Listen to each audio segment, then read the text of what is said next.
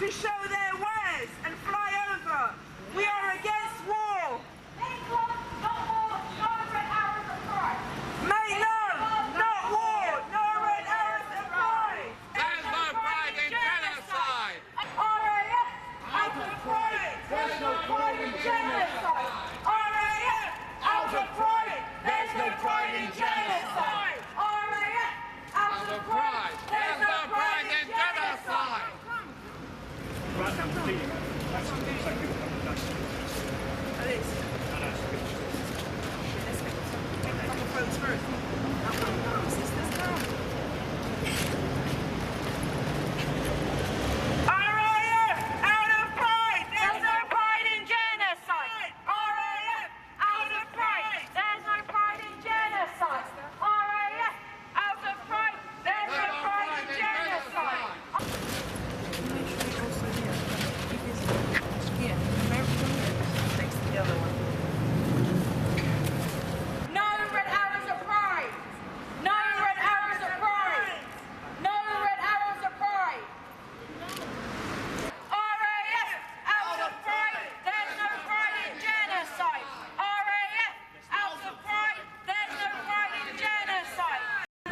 LGBT community, along with other people, do not wish the military to represent us.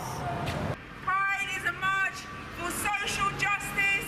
Its roots is against police harassment, the Stonewall riots, and part of the civil rights movement. And we are against the militarization of Pride. So the overall annual budget is 6.1 million, and that was figures from 2010. That's the most recent figures. So all that money is being spent on the military that could be spent on many other services, NHS, healthcare, lots of different things that we all need, benefits, everything. Asylum seekers, all of us, there's plenty of money, they're spending it on war. We say no war and no militarization of Pride. BAE Systems, one of the world's largest arms company, will be marching as part of Pride. BAE fighter jets have played a central role in terrible human rights abuses around the world. From Saudi Arabia's attacks on Yemen to the UK's bombing of Iraq, the Red Arrow planes are made by BAE Systems. We demand the cancellation of the Red Arrow's flypast and the withdrawal of BAE Systems from the parade. BAE Systems is a company that not only profits from war, but also incentivizes it, celebrating and promoting institutions of war and those who profit from the warfare globally is an affront to the values of the LGBTQI community, movements and Pride itself that have been built on. No red arrows at Pride. We have people fleeing war and drowning in the Mediterranean. Yes. We have people being threatened with arrest if they try and save their lives. And this is the year that Pride chooses to have a flyover by the military machine. It is disgusting and it is beyond belief. Yes! What is the purpose of the military? The military are here to protect businessmen and the assets they try to seize from other countries and protect the businessmen in this country but not the ordinary citizen. The military is fine at defending the realm, that's their purpose.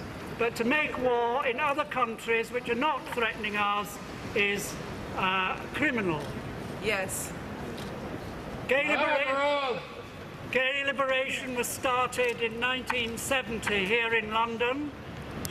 It picked up from gay liberation in New York, which started at the Stonewall Inn, and by a police raid, one of many police raids, but they picked a day when everybody was truly pissed off with police raids, and lesbians and gays and transsexuals, they fought the police, a riot started, and the riot went on for 3 days and spasmodically for the next week.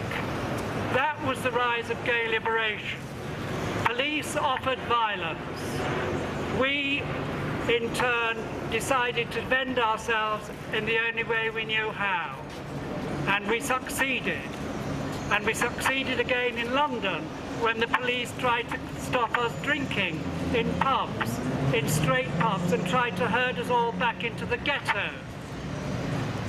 and we wouldn't go back into the ghetto. Yes.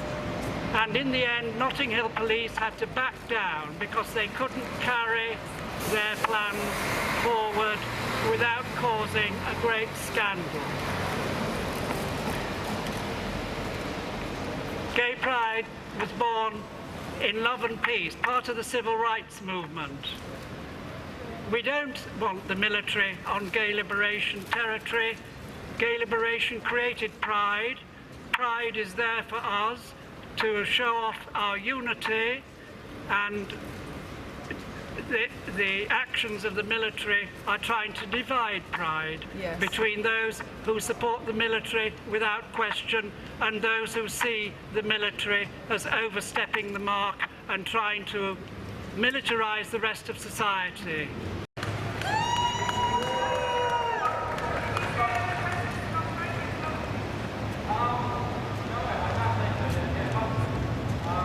They're going into universities, they're recruiting, they're forming cadets, they're trying to bend children's minds into a militarized society. They call it discipline. It's nothing of the sort. It's brainwashing. Yes. And what happens to soldiers when they go into the military? They're brutalized. They want to get into our schools and brainwash our kids. They want to set up army cadet forces in our schools and around the country. They want to get into universities, and they want to turn up to public events. And at those public events, they want to show the public a sanitised, saccharine version of the military, where the jets are painted red and colourful smoke comes out at the back of them, rather than painted desert colours launching bombs into people's homes. We need to remember that. We need to remember that, yes, the military wants to come to Pride, but they also want to invade every aspect of our society. And this isn't a coincidence. It's a policy of the people in this building to try and capture the imagination of the British public, to try and capture our imaginations and pretend to us that our military is a noble force, that we go to war for the right reasons, and that only bad guys get hurt. So we're going to carry on with these demos and protests in the run-up to Pride.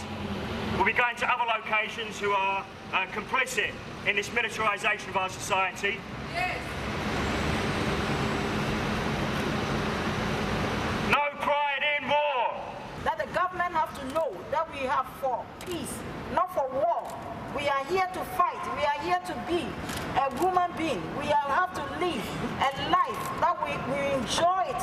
Because we are African Women's Group. If we come there and come and see how we are living, we don't have food to eat, we don't have clothes to wear, but we are managing to survive through the war. So we are here that we will have peace, not for war.